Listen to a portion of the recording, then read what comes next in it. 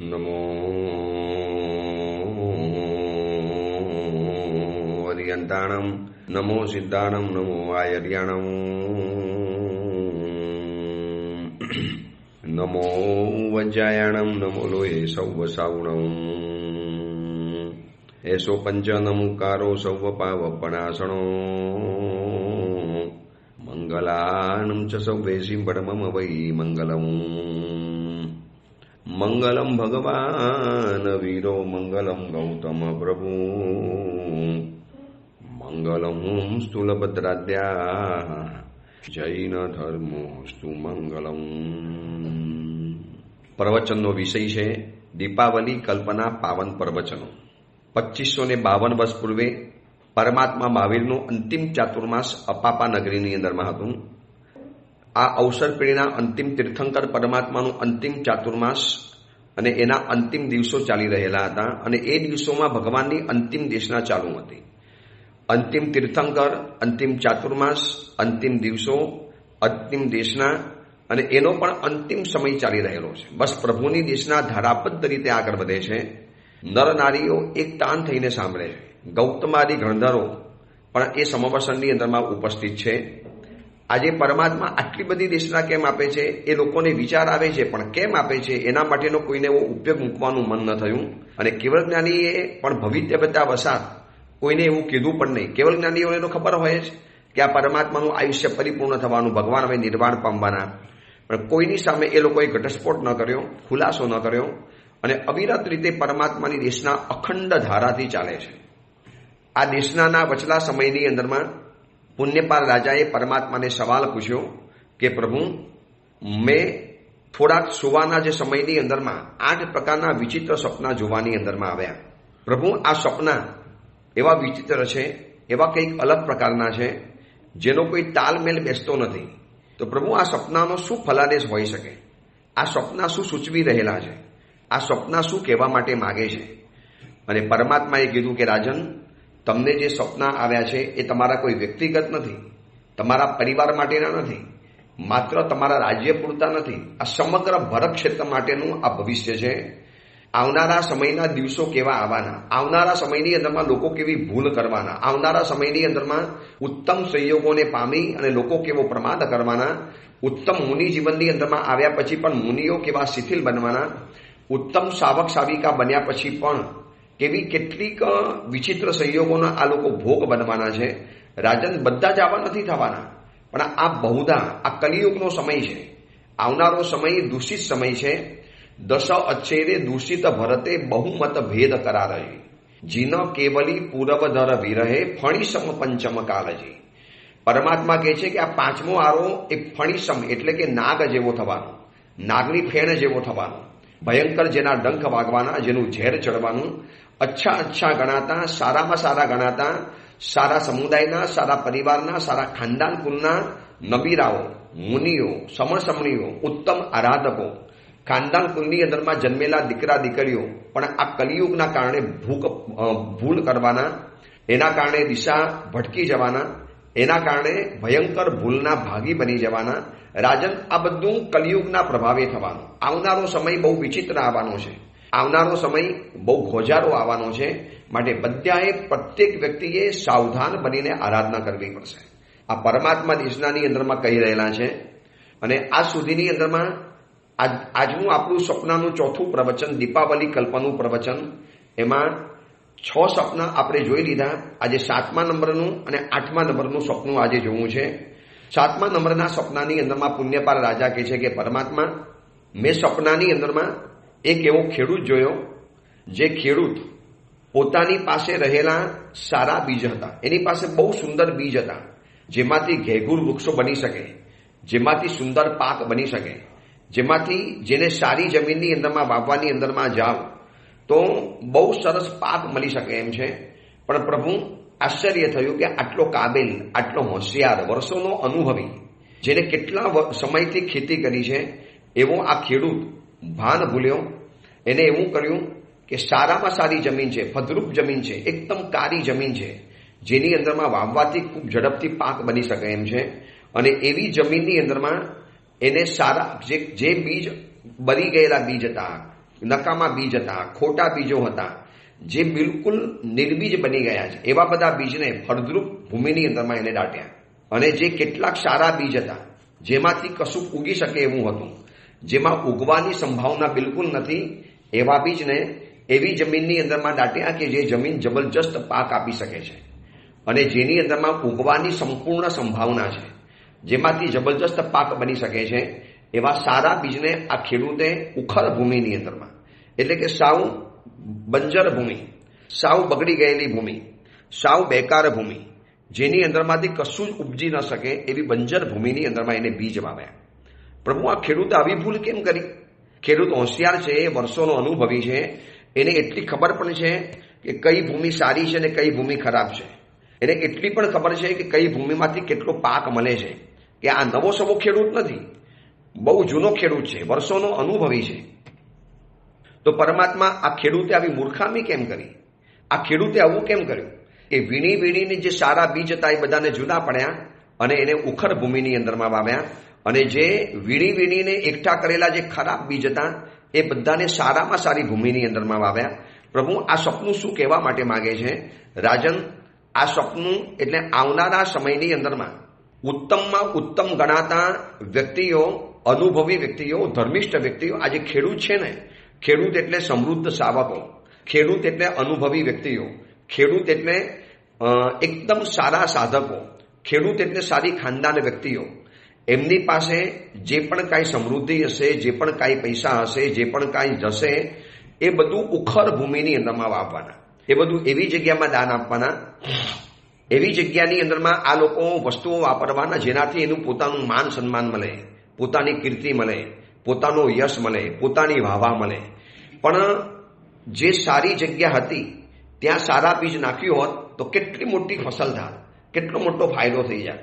એવી રીતે પોતાની સારી સમૃદ્ધિ સારી જગ્યામાં વાવી હોત, જ્યાં જરૂરી જગ્યાની અંદરમાં, જે વર્તમાન સમયની અંદરમાં અત્યંત જરૂરી છે એવું સાધારણ ખાતું, એવું અનુકંપા, એવી જીવદયા, એવી સમણી ભગવંતોની વૈયાવચ, એની અંદરમાં કદાચ એને પૈસા વાપરવા નહીં ગમે, પણ આ બાજુ એવી જાહેરાત કરવાની અંદરમાં આવે, સોનાની પ્રતિમા બનાવવાની છે, ચાંદીની પ્રતિમા બનાવવાની છે, અથવા તો મૂર્તિઓ ભરાવાની છે, અને બિનજરૂરી મૂર્તિઓ ભરાવી અને એટલા મોટા મોટા તીર્થો બનાવતા જશે. સાધુઓ બસ મૂર્તિ માટેના પૈસા માગતા જશે. લાઈવ પ્રતિમા, જો વર્તમાન સમયની અંદરમાં ટેલી થઈ શકે છે આ ભગવાનનું સપનું, જે પરમાત્માએ સપનું બતાવ્યું છે કે ઓલો ખેડૂત મૂર્ખામી એવી કરી બેઠો કે સારામાં સારા બીજ જે એને અલગ કરેલા હતા, પણ એ ભાન ભૂલી ગયો, એને ભૂલ કરી અને એ સારામાં સારા બીજને ઉખડ ભૂમિમાં નાખ્યા. અને જે બીજ નકામા છે, ગંદા છે, સડી ગયેલા છે, બરી ગયેલા છે, ખતમ થઈ ગયેલા છે, નિર્બીજ બની ગયા છે, એ બધાને સારામાં સારી ભૂમિની અંદરમાં નાખ્યા, જેનાથી કશો ફાયદો નથી થવાનો. તો પરમાત્મા આ જ કહે છે કે રાજન, આવનારા સમયની અંદરમાં સમૃદ્ધ સાવકો એ નહીં જોવે કે હું મારું દાન આપું છું ત્યાં કોઈ ફાયદો થવાનો, માત્ર મને નામ થવાનું, મારી કીર્તિ થવાની, મારો ફાયદો ઉઠાવવાનો, મને એડવાન્ટેજ મળવાનો, લોકો મને દાનવીર ગણવાના, ત્યાં મારી તકતી લાગવાની, ત્યાં મારું જાહેરાત થવાની, ત્યાં મારી યશ કીર્તિના વાવટા ફરકવાના. એટલે એવી જગ્યામાં દાનનો પ્રવાહ વેવડાવશે કે જેનાથી ધર્મને ફાયદો નથી, સમાજને ફાયદો નથી, સંઘને ફાયદો નથી, અને રાષ્ટ્ર કે રાજ્યને ફાયદો નથી. અને એવી જગ્યાની અંદરમાં મંદિરો બનાવી દેવાના, એવી જગ્યાની અંદરમાં મૂર્તિઓ ભરાવી દેવાના, એવી જગ્યામાં સોના ચાંદીની પ્રતિમાઓ ભરાવી દેવાના. જો વર્તમાન સમયમાં અરે જરૂરી છે ત્યાં રત્ન અને નહીં માણિકની પ્રતિમા ભરાવો જરૂરી છે ત્યાં, પણ જ્યાં ઓલરેડી આટલા બધા તીર્થો છે, ઓલરેડી જ્યાં આટલા બધા વિહારધામો બની ચૂકેલા છે, હું તમને એક દુઃખ સાથે કહું, પાલીતાણાની અંદરમાં અને શંખેશ્વરની અંદરમાં હમણાં ગયા જ વર્ષે વર્ષો પછી વિહાર કરવાનો જ્યારે સમય મળ્યો, વિરમ ગામથી લગાવી અને શંખેશ્વર સુધીના લગભગ એક પણ જગ્યા ખાલી નથી મળી કે જ્યાં હવે વિહારધામની જરૂર પડે કે તીર્થોની જરૂર પડે. છતાંય ઓલરેડી નવા ત્યાં તીર્થોની યોજનાઓ બનતી જ જાય છે. આ બાજુ શત્રુંજય તીર્થાધિરાજ તરફ તમે વિહાર કરો તો છેક સુધી લગભગ અમદાવાદ સુધી, અને આ બાજુ ગણો તો મણિલક્ષ્મીથી આ બાજુથી અંદરમાં જાઓ, અને પાલીતાણાની અંદરમાં કદાચ હજી આગળ જઈએ ને તો સોનગઢ અથવા તો અયોધ્યાપુરમ અથવા તો વલ્લભીપુર, અને એ પછી જે શત્રુંજય તીર્થની સુધી તળેટી સુધીની અંદરમાં જે તીર્થો ઉપર તીર્થો બનતા ગયા, એમાં કોઈ જિનાલયો બનાવ્યા, કોઈ કે અમે ફલાણું બનાવવાના, કોઈ કે અમે આવું બનાવવાના, કોઈ કે અમારા ત્યાં ફલાણી યોજનાઓ બનાવવાના, અને એના નામે દર વર્ષે જ્યાં ચોમાસા કરતા જાય એના નામે લાખો રૂપિયાના ફંડ કરવાના, કરોડો રૂપિયાનો વહીવટ કરવાના. એના કારણે પોતાના સંઘને જે વ્યવસ્થા જરૂરી છે, શ્રી સંઘની જે સ્થાનિક વ્યવસ્થા છે, શ્રી સંઘની જે સાધારણની વ્યવસ્થા છે, એના માટે ધ્યાન નહીં આપવાના. બસ મારું તીર્થ છે, ત્યાં આટલી મૂર્તિઓ ભરાવાની છે, એમાં આટલા નકરામાં તમે મૂર્તિ ભરી શકો એમ છો. દેવાધિદેવ ત્રણ જગતના નાથને 25, 50, 60, 70 લાખ રૂપિયાના નકરાની અંદરમાં ભરાવી દેવાની અંદરમાં આવે. શાવકો તો હોંશે હોંશે ભરાવી દેવાના. શાવકો એ નહીં વિચારે કે આ સરસ સારામાં સારી બીજ સમાન સંપત્તિ હું એવી જગ્યામાં નાખું કે જેનાથી જીન શાસનને ફાયદો, જેનાથી આવનારી પેઢીને ફાયદો. હું એમ કહું છું કે અત્યારના સમયની અંદરમાં પૂજા કરવા માટેની મૂર્તિઓ ભરાવા કરતા પૂજા કરનારા શાવકોને તૈયાર કરવા જેવા છે. પૂજા કરનારો વર્ગ જ ઘટી ગયો છે. પૂજા કરનારો વર્ગ જ જોવા માટે નથી મળતો. જેટલી પ્રતિમાઓ છે એટલા પૂજક કરનારો વર્ગ નથી. જેટલી નવી પ્રતિમાઓ ભરાય છે એનાથી તો ઓર ઉલટાનો વર્ગ પૂજા કરનારો ઘટે છે. તો આ બધી નવી નવી પ્રતિમાઓ ભરાવીને શું કરશો? ક્યાં રાખશો આ પ્રતિમાઓને? કેટલી જગ્યાની અંદરમાં પ્રતિમાઓ, હા સ્થાનિક જગ્યામાં પૂજા કરનારા હોય અને બનાવી પણ એ વાત બરોબર છે. નવી સોસાયટી બની, નવો એરિયા બન્યો, નવી જગ્યાની અંદરમાં ગયા, પણ ઓલરેડી પાલિતાણા શંખેશ્વરની આજુબાજુમાં હજારો તીર્થ ઉભા થઈ ગયા છે. હાઈવે ઉપરના તીર્થોની સલામતી શું? હાઈવે ઉપરના તીર્થોની સુરક્ષાનો બહુ મોટો સવાલ આવવાનો છે. આવતીકાલે આ વીરધર્મીઓનું જોર વધવાનું, અને માનો એ લોકો જો પોતાના પ્લાનની અંદરમાં સક્સેસ ગયા, રખેને સક્સેસ ગયા, તો ઔરંગઝેબ અને મહંમદ તગલક અને મહંમદ ખિલજીના સમયની અંદરમાં જે કટલેઆમ, જે મૂર્તિઓનો ભંગ, જિનાલયોનો જો ખાત્મો જે આપણને જોવા માટે મળે છે. મેં તમને કાલે કીધેલું હતું ને કે પશ્ચિમ બંગાળની અંદરમાં આદિના મસ્જિદ નથી, આદિના જિનાલય છે. અને ઇરફાન પટેલ નામનો આ ક્રિકેટર જે પોતે બધી વાતો લખે છે, આવા તો કેટલાય મંદિરો અને મૂર્તિઓ આપણા હાથમાંથી ચાલી ગયા. એક સમય આવ્યો હતો, દોર એવો આવ્યો હતો, કદાચ જો એ દોર પાછો આવી ગયો તો આ સોના ચાંદીની પ્રતિમાઓના જલસા એ લોકો કરવાના. ચાંદીની પ્રતિમાઓ ભરાવાની, લાઈવ પ્રતિમા, બધાની પાસેથી સોનું ચાંદી ઉઘરાવાનું. ભાઈ આટલું સોનું ચાંદી આપણા સાધર્મિકો માટે વાપરો અને એવા યુવાનો માટે વાપરો કે જે લોકોને ધર્મની અંદરમાં જિજ્ઞાસા પેદા થાય. એવી યુનિવર્સિટીઓ બનાવો, એવી સ્કૂલ વગેરે બનાવો કે જે જગ્યાની અંદરમાં આપણા બાલક બાલિકાઓને સંસ્કારો મળે, આપણી પરંપરાઓ સમૃદ્ધ થાય, આપણો ધર્મ સુદૃઢ બને અને આપણે આપણા દાનથી આપણે મજબૂત બનીએ. પણ એ તો વિચારવું લગભગ નથી આવતું. બસ અમને તમને ભગવાન ભરાવાની વાત મૂકો અને મહાત્મા ગાય વગાડીને ભગવાન ભરાવાનું કે ભગવાન ભરાવો. આ જેટલા પ્રતિમામાં જેટલા પરમાણુ હશે એટલા વર્ષો દેવલોકની અંદરમાં રહેવા માટે મળશે, સ્વર્ગના સુખો મળશે. મળે છે, ના નથી. જરૂરી છે ત્યાં સોના ચાંદી અને માણેકની પ્રતિમાઓ ભરાવાની. પણ હમણાં એવું ચાલ્યું છે કે લાઈવ ચાંદીની પ્રતિમા. બસ ઉપાસેમાં મહાત્માઓ કારીગરને બોલાવશે, લોકો સોનું ચાંદી આપશે અને પ્રતિમા ભરાવશે. પછી એ પ્રતિમા ક્યાં રાખવાની? તો લોક એન્ડ કીમાં રાખવાની. પછી બધાને પૂજા કરવાની મળે. ભાઈ સોના ચાંદીની પ્રતિમા જે ચોરાઈ જાય તો એના માટે સીસી કેમેરા રાખવાના, એના માટે સ્પેશિયલ વોચમેન રાખવાનો, એના માટે ખર્ચો કરવાના. તો આટલો બધો ખર્ચ કરો છો, એના કરતા સોનાની પ્રતિમા ભરાવા કરતા શાવકોને સોનાના બનાવો. શાવકો તો કથિરના બનતા ગયા. ચાંદીની પ્રતિમા ભરાવો તો શાસનમાં ચાંદી પેદા કરો. શાસન તાંબાના અને લોખંડ જેવું બદતર બનતું ચાલ્યું છે. એની શાસન એટલે જીન શાસનની જે વ્યવસ્થાઓ તૂટી ચાલી, એની સામે તો નજર કરો, એની સામે લક્ષ્ય દોરો. વ્યવસ્થા કરવી આ જરૂરી છે અને સોના ચાંદીની પ્રતિમા ભરાવો. હવે જરૂરી નથી ત્યાં ઉપાશ્રયો બનાવતા જાઓ. ઓલરેડી એ સંઘનો ઉપાશ્રય છે, ત્યાં બીજો ઉપાશ્રય બનાવવાની અંદરમાં જાઓ. અને અનેક એંગલથી જોવાની અંદરમાં જાઓ તો વર્તમાન સમયની અંદરમાં એવું થાય છે કે જ્યાં જરૂર છે ત્યાં કશું મળતું નથી અને જ્યાં જરૂરી નથી ત્યાં ઢગલે ઢગલા થતા જાય છે. એટલું બધું ઢગલો થતો જાય. સાધારણ ખાતું સીધાય છે અને દેવ દ્રવ્યની અંદરમાં ભયંકર વૃદ્ધિ છે. એના માટે જૈન સંઘના મોવડીઓ કશું વિચારવા પણ તૈયાર નથી કે ભાઈ કંઈક તો રસ્તો કાઢવો પડશે. સંઘ સાધારણથી સીધાય છે અને કરોડો રૂપિયા દેવ દ્રવ્યના વહીવટની અંદરમાંથી ઊંચા નથી આવતા. એટલે સાચા રસ્તે દેવ દ્રવ્ય ખર્ચતા નથી આવડતું અને સારી રીતે સાધારણ ખાતું કેવી રીતે તગડું કરવું એની આવડત નથી આવડતી. તો આ બંનેની અંદરમાં જૈન સંઘ પીડાઈ રહેલો છે. સાધારણ ખાતું મજબૂત બનાવવું અત્યંત જરૂરી છે, કારણ કે દિન પ્રતિદિન ખર્ચા સાધારણના વધતા જાય છે અને દેવ દ્રવ્યના પૈસા આવી પ્રતિમા ભરાવો, આવી રીતે પ્રેરણાઓ કરો. તો એના માટે કંઈક તો રસ્તો કાઢવો પડશે. વર્તમાન સમયની માંગ છે તો એના માટે કોઈ તો વિચારવું પડશે. આ સપનાનો ફલાદેશ એક એંગલથી એ પણ થાય કે આવી બાબતોની અંદરમાં કોઈને જાણે વિચારવાનો રસ જ નથી. જે પણ કહેવાતા હોય મોવડી આચાર્ય ભગવંતો, જીન શાસનના આદરણીય શાવકો કે જે બધા મુખ્ય સમિતિ અને કમિટીની અંદરમાં રહેલા છે એવા શાવકો કે એવા મહાત્માઓ કે એવા ગચ્છાધિપતિઓ કે એવા મુનિ ભગવંતો કે એવા આચાર્યો, કેટલાક મહાત્માઓ ચિંતિત છે. આના માટે ઘણા રસ્તાઓ બતાવે છે, પણ જૂની ઘરેમાંથી કદાચ બહાર નથી અવાતું. પણ નહીં, આમ ન ચાલી શકે, એવું ન થઈ શકે. અને ભાઈ સમયે કેટલા બધા બદલાવો આવ્યા જીન શાસનમાં, તો આનો બદલાવ ન આવી શકે, આનો ફેરફાર કેમ ન કરી શકાય? પણ પરમાત્મા કહે છે કે રાજન, આમ જેમ ઓલા ખેડૂતે યોગ્ય ભૂમિની અંદરમાં બીજનું વાવેતર ન કર્યું અને અયોગ્ય જગ્યાની અંદરમાં સારા બીજનું વાવેતર કર્યું, બસ રાજન, જે 7 ક્ષેત્ર છે, જે જરૂરી જગ્યાઓ છે, જે કામની જગ્યાઓ છે, ત્યાં કદાચ દાનનો પ્રવાહ ઓછો થવાનો અને બીજી જગ્યાની અંદરમાં પ્રવાહ વધી જવાનો. આનો અર્થ જો રાજકીય ક્ષેત્રે કરવાની અંદરમાં જઈએ, રાજકીય વર્ગ પ્રમાણે, તો સારા ખાનદાન વ્યક્તિઓ છે કે જેને કંઈક દેશ સેવા કરવાની ઝંખના છે, જેને કંઈક કરી છૂટવાની ખેવના છે, એવી વ્યક્તિઓને પક્ષની અંદરમાં સ્થાન નહીં મળે, એવી વ્યક્તિઓને સારી જગ્યામાં પોસ્ટ નહીં મળે, અને એવી વ્યક્તિઓ પોસ્ટ ઉપર જઈને બેસી જવાના કે જેને કશું કરવું જ નથી. બરેલું બીજ છે, બરેલું બીજ, નકામું બીજ, સડેલું બીજ, તૂટેલું બીજ, ગંદુ બીજ, એ સારી જગ્યામાં જઈને પણ શું કર્યું? જગ્યા રોકી. અને જે બીજ ખરેખર કશું કરી શકે એમ છે એને જગ્યા મળી છે અધમ જગ્યા. સારાને લાયકને સ્થાન લાયક નહીં મળે, અને નાલાયક વ્યક્તિઓ બધા જ લાયક સ્થાન પડાવી દેવાના. આ જો રાજકીય વર્ગમાં જોવા માટે મળે છે. સારા અધિકારીઓ છે એને એવી જગ્યામાં સત્તા નહીં મળે, અને એવી જગ્યા ઉપર સત્તાધીશ બન્યા છે કે જે લાલચુ છે, પૈસાના ભૂખવાળા છે, ચારે હાથે પૈસા ભેગા કરે છે. એનું એક જ છે, બસ 5 વર્ષ ચૂંટાઈ ગયા છે, પૈસા ભેગા કરો, અમારે અમારા જગ્યાનું કે અમારા રાજ્યનું કે અમારા દેશનો વિકાસ કરવો છે.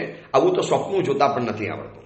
અને આવું સપનું જે ખરેખર જોવે છે, આવા જે સ્વપ્નશીલ વ્યક્તિઓ છે, સ્વપ્નશીલ વ્યક્તિઓને કોઈ સ્થાન નથી મળતું, સત્તા નથી મળતી, અને અયોગ્ય વ્યક્તિઓ સત્તા ઉપર બેસી ગયા અને લાયક વ્યક્તિઓ બચારા સત્તાથી દૂર થઈ ગયા. જોઈ લો આજે સમાજની અંદરમાં જે ખરેખર સાચા માણસો છે, જે જૈન સંઘનું કલ્યાણ કરી શકે, જે ખરેખર શક્તિશાળી છે, પુણ્યશાળી છે, જે ખરેખર અંદરથી ભાવનાવાળા છે, જેની પાસે એક જનૂન છે, જજબા છે, એક સ્વપ્ન છે, જેની પાસે એક ભૂમિકા છે, એવી વ્યક્તિઓને સ્થાન જ નથી મળતું. અને બિલકુલ આ બાજુ સંખ્યાના જોર ઉપર અયોગ્ય વ્યક્તિઓને પદ મળી ગયા, સ્થાન મળી ગયા, ટ્રસ્ટી મળી ગયા, સત્તાધીશ બની ગયા, અને પછી જ્યાં જઈને કશું કામ જ નથી કરતા.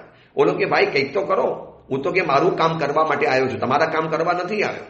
આ અયોગ્ય જગ્યાની અંદરમાં યોગ્ય બીજ પહોંચી ગયા, અને યોગ્ય જગ્યાની અંદરમાં અયોગ્ય બીજ પહોંચી ગયા. કેટલા રીતે આપણે જો અલગ ડાયમેન્શનથી આ સપનાના વર્ણનો વિચારીએ, કેટલું જબરજસ્ત સપનાના વર્ણનો ભગવાન મહાવીર બતાવીને ગયા છે. આ બધી જ વાતો અલગ ગ્રંથોની અંદરમાં પરમાત્માએ ખુલાસાવાર બતાવી છે. હવે આપણે આમાંથી શું કરવાનું? યોગ્ય વ્યક્તિ લાગે એને યોગ્ય જગ્યાએ પહોંચાડવાનું કામ આપણે કરવાનું. આટલું તો આપણે કરી શકીએ ને, કુરિયર સર્વિસ. ભાઈ આ ઉત્તમ યોગ્ય વ્યક્તિ છે એને યોગ્ય જગ્યાએ પહોંચાડો.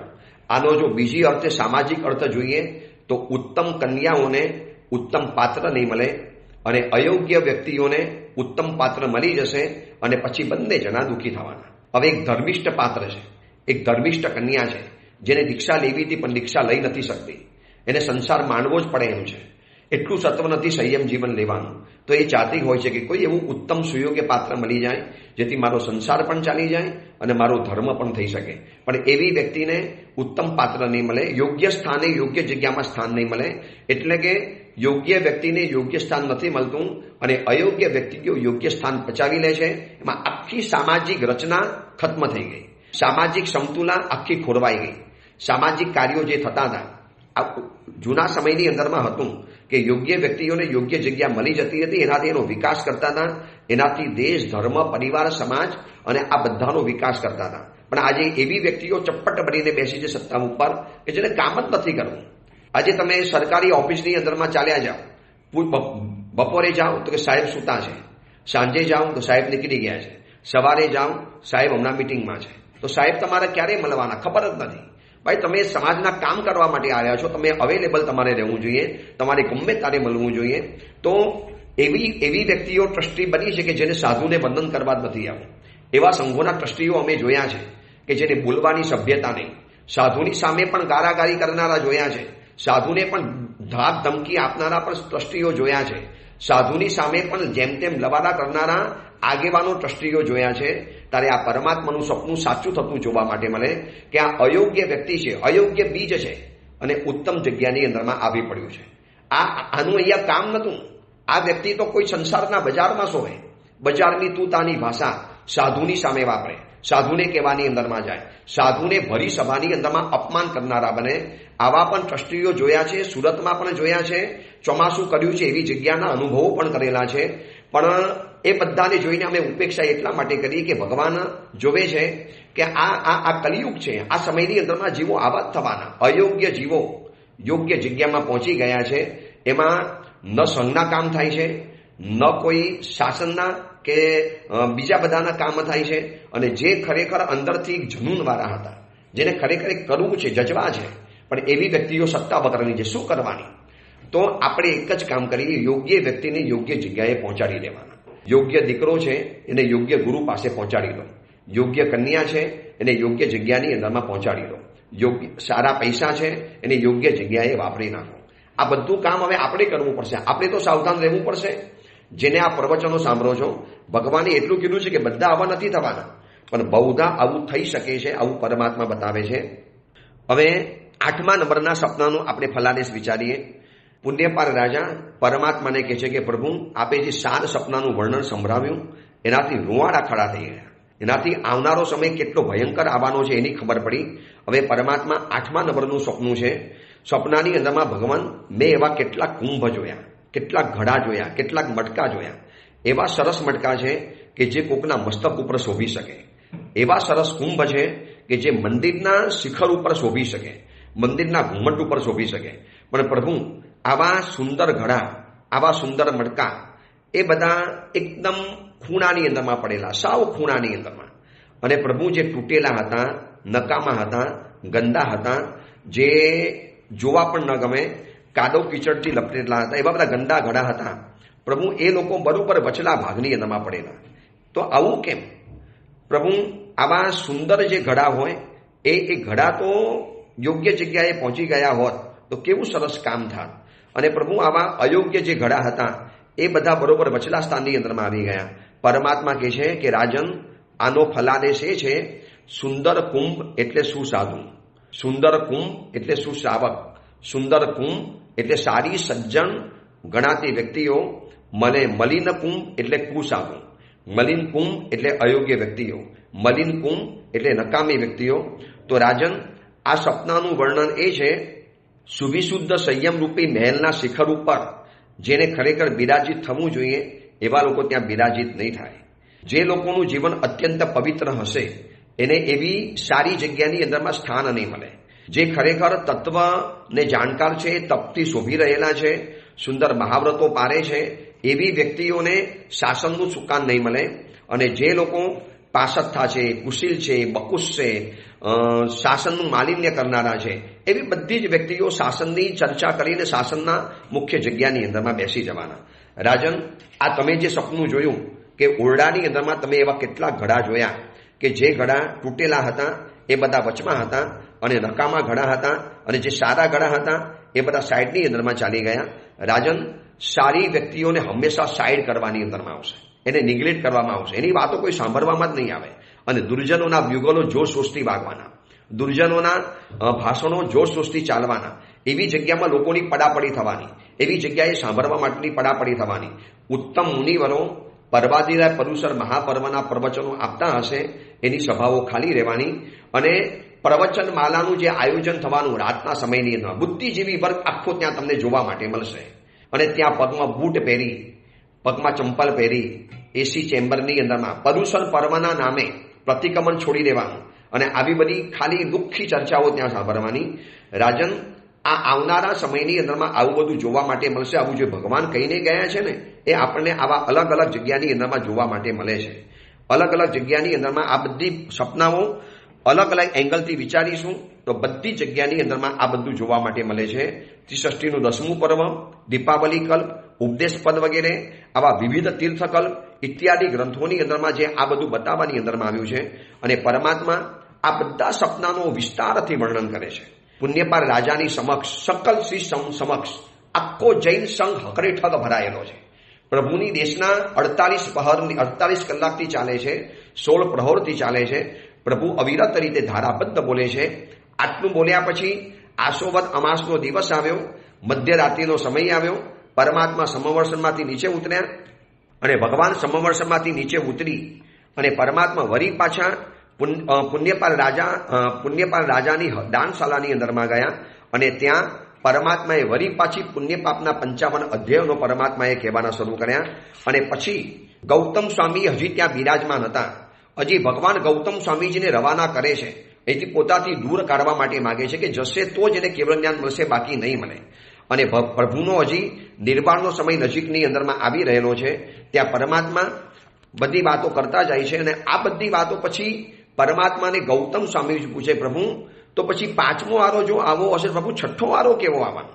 ભગવાન 6ઠ્ઠા આરાની અંદરમાં તો શું હાહાકાર મચવાનો. અને પરમાત્મા કહે છે કે રાજન, 6ઠ્ઠા આરાની અંદરમાં બહુ ભયંકર સમય આવવાનો છે. 5મા આરો જ્યારે પરિપૂર્ણ થવાની અંદરમાં આવશે ત્યારે 5મા આરાના અંતે ફલ્ગુશ્રી નામના એક સાધ્વીજી ભગવંત થશે, નાગિલ નામનો શાવક થશે, સત્યશ્રી નામની સાવિકા થવાની અને છેલ્લે સમયની અંદરમાં વિમલ વાહન નામનો રાજા થવાનો, એનો સુમુખ નામનો મંત્રી થવાનો. 5મા આરાના છેલ્લા દિવસે પૂર્વાહ્ન સમયની અંદરમાં જીન ધર્મનો વિચ્છેદ થવાનો, સૂત્ર જ્ઞાનનો વિચ્છેદ થવાનો, ચતુર્વિશી સંઘનો વિચ્છેદ થવાનો, ચારિત્રનો વિચ્છેદ થવાનો.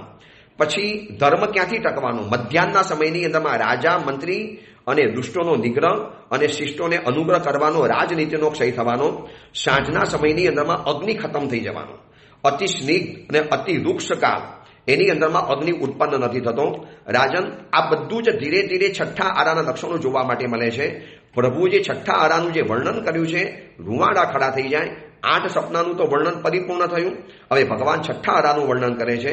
6ઠ્ઠા આરાની શરૂઆત થતાની સાથે ધરતી ઉપર વિનાશ વેરાઈ જવાનો, પ્રલયકાળના વાદળો વિટરાઈ જવાના, ચારેકોર આંધી, વાવાઝોડા, તોફાન, અગ્નિના વરસાદ, પછી તેજાબના વરસાદ, માછલીઓના વરસાદ, ચારેકોરથી તોફાન મચી જવાનું, ભૂકંપના ભયંકર ઝાટકા વાગવાના, બધી જ ઇમારતો ખતમ થઈ જવાની, બધા જ મંદિરો ખતમ થઈ જવાના, બધું જે સર્જન છે ડટ્ટન સો પટ્ટન, આકાશમાંથી મુસળધાર વર્ષા વરસાવાની, વીજળીઓના કડાકા થવાના, એટલા ભયંકર વાવાઝોડા થવાના, એટલા ભયંકર મેઘ વરસવાના કે રસકસ વગરના વાદળો વરસવાના, ક્ષારમેઘ, અમ્લમેઘ, વિષમેઘ, અગ્નિમેઘ અને વજ્રમેઘ નામના મેઘ વરસવાના.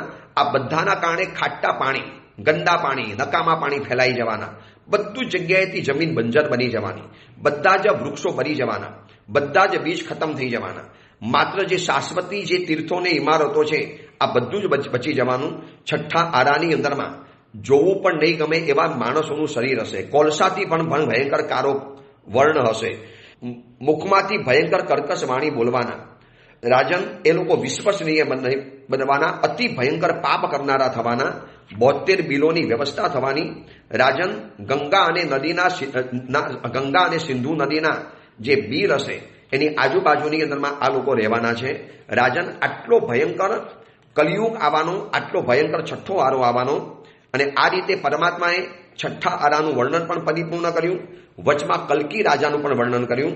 આવનારા સમયની અંદરમાં ઉત્તમ સમણ ભગવંતોને કેવી મુશ્કેલીઓ પડવાની છે આ બધાનું જ વર્ણન કરતા પરમાત્મા દેશનાનો ઉપસંહાર કરે છે. પ્રભુ હવે સમજે છે કે બહુ નિકટની અંદરમાં મારું હવે નિર્વાણ થવાનું છે, બહુ ટૂંક સમયની અંદરમાં, બહુ જલ્દી સમયની અંદરમાં હવે મારું નિર્વાણ થવાનું છે. એટલે પરમાત્મા ફટાફટ દેશનાને વાઇન્ડ અપ કરતા જાય છે, દેશનાને આગળ વધારતા જાય છે. અને એ સમયની અંદરમાં દેશના પરિપૂર્ણ થઈ, 8 સપનાનું વર્ણન પરિપૂર્ણ થયું, 6ઠ્ઠા આરાની વાત પરિપૂર્ણ થઈ, કલ્કી રાજાની વાત પરિપૂર્ણ થઈ અને બરોબર હવે પરમાત્માના અંતિમ સમય શરૂ થયો, અંતિમ તીર્થંકર પરમાત્માનો અંતિમ સમય. અને પરમાત્મા એ સમયમાં ગૌતમ સ્વામીજીને કહે છે કે ગૌતમ, જરા બાજુના ગામની અંદરમાં જાઓ, ત્યાં તમારે દેવ શર્મા બ્રાહ્મણને પ્રતિબોધ કરવાનો છે. દેવ શર્મા બ્રાહ્મણને તમારે પ્રતિબોધ પમાડવાનો છે. સાચું કહું તો પહેલી વખત આ ગૌતમ સ્વામીજીને ન ગમ્યું, કદાચ ભગવાનને એથી ઉઠવાનું મન નથી થતું. પ્રભુની કેટલી જબરજસ્ત દેશના ચાલે છે, વળી પાછા પુણ્ય પાપના 55 અધ્યયન, આટલો જબરજસ્ત વાણીનો મેઘ વરસે છે. પણ પ્રભુની આજ્ઞા એટલે આજ્ઞા. તરત જ નાના બાળકની જેમ ગૌતમ સ્વામીજી ખડા થઈ ગયા. ગૌતમ સ્વામીજી એની પાછળનો અર્થ સમજી ન શક્યા. ભગવાન કેમ મને આવી રીતે ચાલુ દેશનામાંથી મને મોકલી આપે છે? અને જ્યારે ગૌતમ નીકળે છે, પ્રભુની સામે નજર કરે છે, અને ભગવાન પણ આજે ગૌતમ સ્વામીજીને અપલક નજરે જોતા ફરે છે, અપલક નજરે જોવે છે. આગળ ગયા પછી ગૌતમ જ્યારે પાછળ વળીને જોવે છે તો પ્રભુની નજર ગૌતમ ઉપર જ હતી. ગૌતમ આ નજરના સંકેત ન સમજી શક્યા. ગૌતમ સ્વામીજી આ નજરની અંદરમાં શું હતું સમજી ન શક્યા. આગળ વધે છે પણ શરીરમાં તાકાત નથી. રોજની જેમ આજ્ઞા પાલવાનો આનંદ ઊભો નથી થતો. કેમ આજે મને હળવું થાય છે? કેમ આજે મારા પગ ભારે થાય છે? પ્રભુની આજ્ઞા પાળવાનો તો મને કેવો આનંદ થાય. મારા પ્રભુ જ્યારે મને આજ્ઞા આપે એનો કેટલો બધો આનંદ હોય. છતાં પણ પરાણે ગયા તો ખરા. દેવસરમાં બ્રાહ્મણને પ્રતિબોધ કરવાની કોશિશ પણ કરી, પણ ખબર નહીં કાર મીન પથ્થરથી બનેલો આ દેવસરમાં બ્રાહ્મણ હતો, પ્રતિબોધ નથી પામતો. અને ગૌતમ સ્વામીજીને થાય કે પ્રભુએ કેમ મને આવી વ્યક્તિ પાસે મોકલ્યો હશે? પ્રભુ શું કહેવા માટે માગતા હશે? દેવસરમાં બ્રાહ્મણ તો પ્રતિબોધ ન પામ્યો, ઉલટાનો ઘરની અંદરમાં ખતમ થઈ અને પત્નીના માથામાં જૂ તરીકે ઉત્પન્ન થઈ ગયો. ત્યાંથી વળી પાછા ગૌતમ સ્વામીજી ભગવાન પાસે પાછા આવવા માટે માગે છે. ગૌતમ સ્વામીજી હજી પાછા વળે એની પહેલા તો પરમાત્માનો અંતિમ સમય આવી ચૂકેલો હતો અને કારતક માસની અમાવાસનો ત્રીજો પહર પરિપૂર્ણ થયો. ચોથા પ્રહરનો પ્રારંભ થઈ ચૂકેલો હતો. ચોથા પ્રહરનો શુભારંભ થઈ ચૂકેલો હતો. પ્રભુના જીવનના અંતિમ સમય, અંતિમ શ્વાસ પરમાત્માનો ચાલી રહેલો છે. એ સમયમાં કારતક માસની અમાવાસની તિથિ હતી. ચંદ્ર નામનું દ્વિતીય વર્ષ હતું. પ્રીતિવર્ધન નામનો મહિનો હતો. નંદીવર્ધન નામનું પખવાડિયું હતું. ઉપસમ નામનો દિવસ હતો. દેવાનંદા નામની રાત્રિ હતી. નાગ નામનું કરણ હતું. સર્વાર્થ સિદ્ધ નામનું મુહૂર્ત હતું. સ્વાતિ નક્ષત્રમાં ચંદ્રનો યોગ થયેલો હતો. રાત્રિના ચોથા પ્રહરના 2 ભાગ વ્યતીત થઈ ચૂકેલા હતા અને પરમાત્મા મહાવીરને 24 છઠની તપસ્યા હતી. પ્રભુનો આ અંતિમ તપ હતો. પરમાત્માના સમણ જીવનથી લગાવી અને પરમાત્મા ઘોર તપ કરતા આ છેલ્લી તપસ્યાએ પહોંચેલા હતા. અચાનક જે નતા આવેલા એ લોકોના ઇન્દ્રોના સિંહાસન કંપાયમાન થયા. અવધિ જ્ઞાનનો ઉપયોગ મૂક્યો. પ્રભુનું મોક્ષ ગમન ટૂંકની અંદરમાં છે એ જાણીને ભાગતા દોડતા પાછા આવ્યા અને સકલ જૈન સંઘ સામે બેઠેલો છે. પ્રભુ તો હમણાં બોલતા હતા, હમણાં તો ભગવાન દેશના આપતા હતા, હમણાં તો 48 પહર પ્રભુ બોલ્યા, વળી પાછા પુણ્ય પાપના 55 અધ્યાયનો કયા. હમણાં તો ભગવાને ગૌતમ સ્વામીજીને દેવ શર્માને પ્રતિબોધ કરવા માટે મોકલ્યા. હજી તો ગૌતમ સ્વામી આવ્યા પણ નથી અને અચાનક બધાના દેખતા જ બસ ભગવાન અચાનક મૌન થઈ ગયા. ભગવાન એકદમ ચૂપ થઈ ગયા. ભગવાને આંખો બંધ કરી દીધી. કરુણાથી ભરેલી આંખો કાયમ માટે બંધ થઈ ગઈ. બોલતા પ્રભુ કાયમ માટે બંધ થઈ ગયા. હવે આ ભગવાન મહાવીર ક્યારે નથી બોલવાના. લોકો હજી સમજે, લોકો હજી વિચારે, લોકો હજી કંઈક સમજી શકે એની પહેલા તો પરમાત્માએ નિર્વાણ પામી લીધું અને ભગવાન કાયમ માટે શાશ્વત સ્થાનની અંદરમાં પહોંચી ગયા. ભગવાન મોક્ષમાં સિધાવી ગયા. જતા પણ ઇન્દ્ર મહારાજાએ વિનંતી કરી કે પ્રભુ 1 સેકન્ડનું આયુષ્ય વધારો. ભગવાન કહે છે કોઈનું આયુષ્ય વધારી શકે એમ નથી. અને આટલું બોલી અને પરમાત્મા મૌન થઈ ગયા. પરમાત્માએ શૈલેષીકરણ કર્યું. ભગવાને સપક્ષેણી સાંધી. ભગવાને 4 અઘાતી કર્મોના પણ ભૂકા બોલાવી દીધા અને પ્રભુ કાયમ માટે મોક્ષની અંદરમાં પધારી ગયા. જૈન સંઘ જોતો રહી ગયો. ઇન્દ્રો, દેવેન્દ્રો, નરેન્દ્રો, રાણીઓ, અપ્સરાઓ, દેવીઓ, મુનિઓ, ગંધર્વો, સમણી ભગવંતો કરોડોની સંખ્યાની અંદરમાં ઉપસ્થિત છે. અને હજી કઈ શબ્દ મને પ્રભુ બોલતા કેમ નથી? કેમ ભગવાન ઢળી પડ્યા? કેમ ભગવાન બોલતા નથી? ત્યાં ઇન્દ્ર મહારાજાએ જાહેરાત કરવી પડી કે હવે આપણી વચ્ચેથી આપણા તીર્થંકર પરમાત્મા ચાલી ગયા છે. લોકો જે રડે છે, લોકો જે વિલાપ કરે છે, લોકો જે માથા પછાડે છે, પ્રભુ મહાવીરની જબરજસ્ત લોકપ્રિયતા છે. હવે આ બાજુ ગૌતમ સ્વામીજી તો છે જ નહીં. ગૌતમ સ્વામીજીનો પ્રતિબોધ કરવા માટે મોકલેલા હતા અને ગૌતમ સ્વામીજીને સમાચાર આપવાની અંદરમાં આવ્યા. દેવતાઓએ સમાચાર આપ્યા, મુનિઓએ સમાચાર આપ્યા, પરંતુ વાત માની શકવા તૈયાર નથી. વર્ષોથી પ્રભુની સાથે જોડાયેલો જે સંબંધ, પ્રભુની સાથેનો જે જોડાયેલો ઘરવો એ માની શકવા તૈયાર નથી. અને ગૌતમ સ્વામીજીને જ્યારે દેવતાઓ કહે છે કે સાહેબ અમે જઈએ છીએ ભગવાનના અંતિમ સમય માટે, ભગવાનના માટે. પણ કોનો અંતિમ સમય? ભગવાન તો હજી છે. હજી હમણાં મને આદેશ આપીને ગયા છે. મારે હજી ભગવાને જઈને દેવ શર્માની વાતો કરવાની છે. પરંતુ ધાર્યું તો ધણીનું થાય છે. પરમાત્માનું આયુષ્ય પરિપૂર્ણ થઈ ચૂકેલું છે.